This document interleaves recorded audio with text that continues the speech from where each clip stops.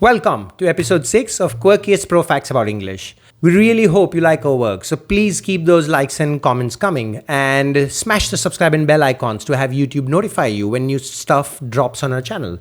That said, here is the next set of what we believe are some of the quirkiest quirky things about the English language. Number 1 today, the word onomatopoeia is itself an onomatopoeic word, as it sounds like what it means, the formation of words that imitate sounds. The beauty of language. It never ceases to amaze us. The word onomatopoeia is one of the most delightful examples of the interplay between sound and meaning. It is an onomatopoeic word, meaning that it sounds like what it means. The mere sound of the word itself seems to mimic the concept it describes, the formation of words that imitate sounds. But wait, let us delve deeper into this fascinating topic. Onomatopoeia is not just a word, it is a linguistic device that can be found in almost every language. From the hissing of a snake in English, hiss, to the honking of a car horn in Japanese, pecan, onomatopoeia adds a layer of vividness and immediacy to our communication. Onomatopoeic words are especially prevalent in children's literature, where they can help young readers to engage with the story on a sensory level. Think of Dr. Seuss's The Cat in the Hat, where the titular feline unleashes a cacophony of onomatopoeic words as he bounces around the house. Bump, thump, smack, and crash. These words create a sense of energy and excitement, bringing the story to life in the reader's imagination. But onomatopoeia is not just limited to children's literature. It can be found in poetry, advertising slogans, and even in everyday conversation. When we describe the sound of rain as pitter-patter or the sound of a clock as tick-tock, we are using onomatopoeia to add richness and texture to a language. Interestingly, the use of onomatopoeia is not limited to human language. In the animal kingdom, many creatures use onomatopoeic sounds to communicate with each other. Think of the roar of a lion, the hiss of a snake, or the chirp of a bird. These sounds are not just meaningless noises. They have a specific purpose in the animal's communication system. So to put it all together, the word onomatopoeia is indeed an onomatopoeic word and a perfect example of how sound and meaning can be intertwined in language. From literature to everyday conversation, onomatopoeia adds an extra dimension to our communication, allowing us to create vivid images and convey meaning in a memorable way. So the next time you hear the sound of rain, take a moment to appreciate the beauty of the onomatopoeic word pitter-patter and the way it brings the world around us to life. Number 2 today, the word slang originally meant secret language, but now it's used to describe informal and sometimes vulgar language. Oh, the mercurial nature of language. It just never ceases to fascinate. Take the word slang, for example. Originally, it referred to a type of secret language used by various groups for clandestine communication. However, over time, its meaning has shifted to describe informal and often vulgar language that deviates from standard English. And in this part of today's episode, we'll explore the evolution of the word slang and its impact on our language and culture. The origins of slang can be traced back to the early 18th century, when it was primarily used as a means of communication among criminals and other marginalized groups. These groups created their own lexicon to evade detection by authorities and to establish a sense of community and solidarity among themselves. This secret language was often made up of coded words and phrases that only members of the group could understand. For example, in the 19th century, thieves' cant was a type of slang used by pickpockets, burglars, and other criminals in the UK. It featured words and phrases like light-fingered, meaning a thief, claret, meaning blood, and dub the jigger, meaning to pick a lock. By using these coded words, thieves could communicate with each other without alerting bystanders or law enforcement. However, as slang began to spread beyond these secretive communities and into the wider culture, its meaning began to shift. In the 20th century, slang became associated with informal and often vulgar language that deviated from standard English.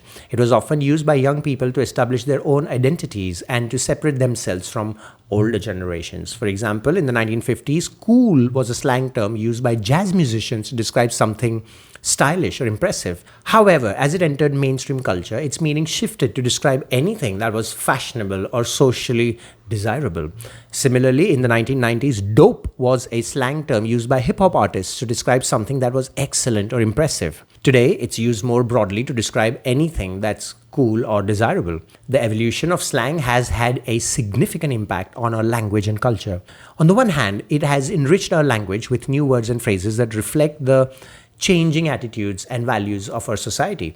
On the other hand, it has also contributed to the fragmentation of our language and the erosion of linguistic norms. For example, the use of slang in formal settings can be seen as a sign of disrespect or lack of professionalism. Similarly, the widespread use of slang in social media and online communication has led to a decline in the quality of written expression and a blurring of the line between formal and informal language. In conclusion, the word slang has undergone a remarkable transformation over the centuries, from a secret language used by marginalized groups to an informal and sometimes vulgar language used by young people to establish their identities. Slang has played a significant role in shaping our language and culture. While it has enriched our language with new words and phrases, it has also contributed to the fragmentation of our language and the erosion of linguistic norms. As language continues to evolve, it will be interesting to see how slang continues to shape our communication and culture. And number 3 today, the word nerd was first coined by Dr. Seuss in his book, If I Ran the Zoo. Let's delve into the fascinating origins of the word nerd, and you might be surprised to learn that it all started with the famous children's author, Dr. Seuss, or Dr. Zeus. The dictionary says they're both correct. Yes, but you heard that right. This beloved creator of whimsical characters like the Cat in the Hat and the Grinch is also responsible for coining a term that has become ubiquitous in our modern lexicon. It all began in 1950 with the publication of Dr. Seuss's book, If I Ran the Zoo. The story follows a young boy named Gerald McGrew who dreams of transforming his local zoo into a fantastical menagerie filled with creatures from all over the world. In his quest to find the most exotic beasts, Gerald comes across a strange and unusual animal which he describes as a nerd. Now, you might be wondering what exactly a nerd is and why Dr. Seuss chose this word to describe his fictional creature. Well, at the time, the word nerd did not have the same meaning as it does today. In fact, it was a term that was rarely used outside of the world of carnival and circus performers. In the circus, a nerd was a performer who would bite the head off a live chicken or snake as part of their act. The term was meant to be derogatory as these performers were often seen as freakish and strange. However, Dr. Seuss decided to repurpose the word and give it a new, more positive connotation. In his book, the nerd is portrayed as a quirky and unusual creature with a distinctive appearance and personality. This new definition of the word caught on, and over time, nerd became a popular term to describe someone who was intelligent, curious, and passionate about a particular subject. Today, the word nerd has taken on a life of its own and is used to describe a wide range of people, from science enthusiasts to comic book collectors. It has even become a term of endearment, with many people proudly embracing their nerd identity. Of course, Dr. Seuss is not the only author to have had an impact on our language. Many famous writers have coined new words and phrases that have become part of our everyday vocabulary. For example, William Shakespeare is often credited with inventing over 1,700 words, including eyeball, swagger, and gossip. In conclusion, the word nerd may have started out as a derogatory term for circus performers, but thanks to Dr. Seuss's creative genius, it has evolved into a positive and affirming label for anyone who is passionate about learning and exploring new ideas. So the next time someone calls you a nerd, don't be offended, embrace it with pride, and remember the fascinating origins of this iconic word. That's the end of this episode, guys, but while you're here, why not check out one of our other videos? Here's one we can strongly recommend today. Goodbye.